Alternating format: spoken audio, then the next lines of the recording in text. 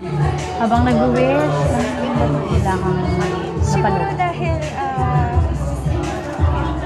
ang dami kong wishes na hindi para sa akin, para sa family ko, para sa mga taos ko sa akin, para sa career ko, na alam ko matagal kong pinagdadasal, araw-araw kong pinagdadasal, na talagang hinihiling ko kay Lord, Lord, please, patuloy na pa rin sila i-bless. So, parang emotional ako. But at the same time kasi, ang dami lang, I feel so loved, alam mo yun, parang feel ko lang, andyan pa rin sila para sa akin. Tapos parang feel ko lang importante ako kasi lahat ng attention nasa akin.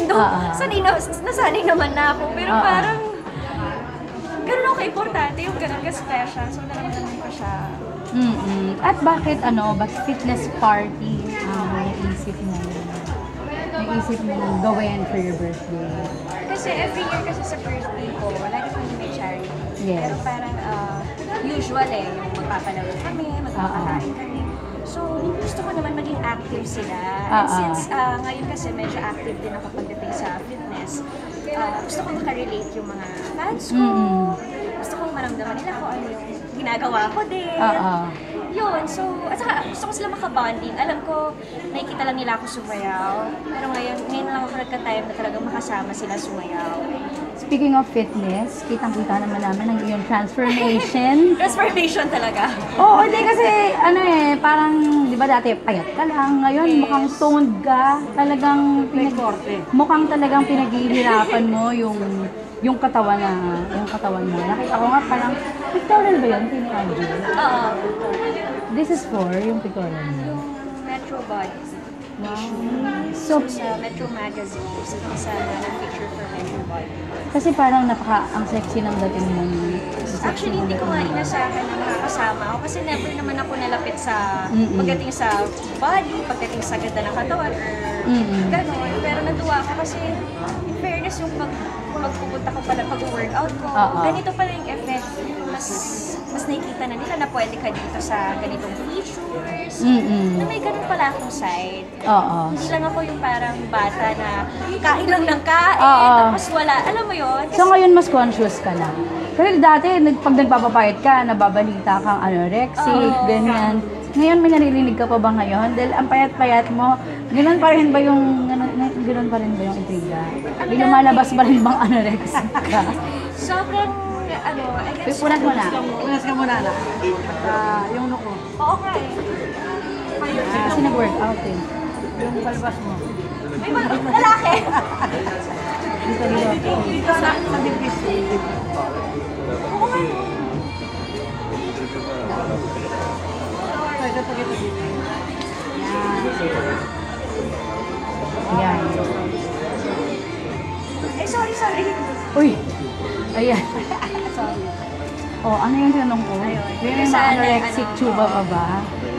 Honestly, I get so many negative comments about it. Like, Sa pagpayat mo? Oo.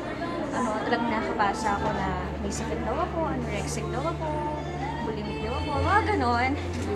Talagang yung iba, harsh na talaga. Pero kasi sa akin kasi, yung katawan ko dati, never naman talaga ako tumaba. Ang sa akin lang, gusto ko lang mag-mature yung katawan ko. Kasi, ako, petit na talaga ako. Sa totoo lang, small bone talaga ako. Kahit tumaba ako, eto na yon yung ganon. Na gusto ko lang ipakita na I can be sexy. But of course, sexy and classy at the same time. Hindi rin naman yung sexy na talagang, actually, hindi ko pa talaga kaya yung talagang very daring, ganyan. Pero gusto ko lang makita nila na nagmamature din yung katawan ko. And hindi porket payat ako at petit ako, ganito na. Gusto ko talagang makita na nila ako as a woman. And of course, hindi lang syempre sa katawan, hindi lang sa features, of course sa personality ko rin. Na-hurt ka pa ba? Sobra! As in, Na-hurt and sobrang affected talaga ako hanggang ngayon. Na minsan, pag may naririnig ako gano'n, talagang tinetext ko yung family ko, tinetext ko yung mga kaibigan ko, parang, ano ba yung totoo? Sobrang payat ko na ba talaga? Or whatever, hindi na ba talaga maganda? Yung hinihingi ko din yung opinion nila kasi kailangan ko malaman. So ano naman ang sinasabi nila? Ano naman sila, very supportive naman sila. Talagang sinasabi nila sa akin, siguro mag-gain ka, tapos i-tone mo lang. So yun yung ginagawa ko ngayon.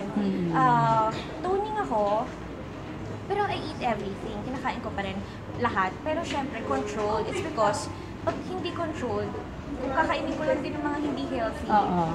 sasama lang din yung katawan ko, di ba? So, controlled lang ngayon. Pero, kinakain ko pa rin lahat. I still eat rice, I still eat sweets, carbs, ganyan-ganyan. And kasi, ito Nagalit. totoo. At saka, sa trainer ko, honestly mukha siyang pumapayat ako, pero Oo. puro buhat yung ginagawa namin. Okay. At hindi ako tumatakbo, hindi ako nagka-cardio. Kasi pag nagtumakbo ako, papayat ako ng papayat. So, wait, ano ka, wait? Weights, parang lumaki yung braso, lumaki yung legs. So, yun ang ano mo ngayon, Yun yun yung ang training training ko mo. ngayon. So, hindi cardio. Wait, talagang tone. Gusto mo Tuning talaga. And yun nga, kasi dahil, sabi ko nga, even if kumain ako, even if I eat a lot of everything, hindi nila mapapansin na talagang tataba ako. Kasi ang liit lang ng buto ko. Actually, pag hinawakan mo ko, ang fragile ko talaga kasi ang liit lang ng buto ko talaga. So even if magkaroon ako ng fats, maliit pa din talaga ako tingnan. So, anong next na project? May pinaghahandaan ka ba na project? Kaya ganyan din. Kaya ka nagpapasexy lalo. Oo, may pinaghahandaan ka bang Sa ngayon, wala pa naman. Wala pa naman ako. Hindi naman sa may pinaghahandaan ako. Pero parang gusto ko lang din maging part siguro na isa sa mga celebrities na into fitness or parang can be sexy. Ganun. Kasi alam ko, mukha akong bata. I know. I don't look like 26 actually. Talagang naririnig ko sa mga tao, you look like 18, ganyan. Minsan pa nga 13 pag di pa ako nakaayos. So parang right now, yung goal ko lang talaga dito sa career ko na I wish people would see me as a mature person already. I'm 26, I'm a woman, I'm a grown up, and of course, mahal na mahal ko yung mga sweet roles na ginawa ko. But I'm wishing also na sana makakuha ako ng mga roles na mature na rin yung anak.